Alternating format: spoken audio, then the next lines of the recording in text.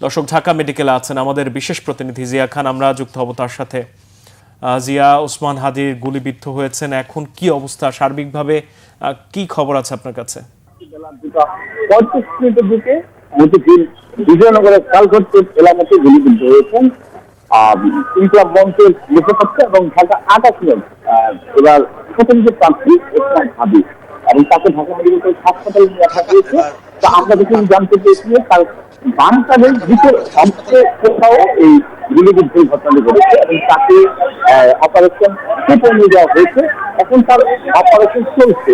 হয়তো কিছুক্ষণ পর বিস্তারিত আমাদেরকে জানাবেন হাদির স্বাস্থ্য দেখি কিংবা কি অবস্থা আছে জানাবেন সে হাদির পরিস্থিতি কি কিংবা কি অবস্থা আছেন। এর মধ্যে তো ঢাকা মেডিকেল কলেজ গড়ে যেতে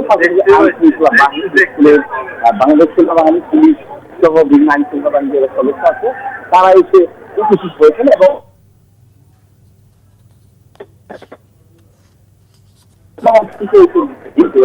তার সাথে যে অন্য যে রাজনৈতিক দলের লোকজন আছেন তারা এসে ভুল করেছেন। তো আমরা যদি জানতে পারছি সেখানে আজকে জুমার নামাজ আদায় করেছে ওসমান হাদি এবং নামাজের পরে তিনি নির্বাচনী গণসংযোগে নেমেছিলেন এবং রিক্সা যোগে এই এলাকাতে কোথাও যাচ্ছিলেন। ওই সময় আরো তাকে লক্ষ্য করে তারা স্থান ত্যাগ করে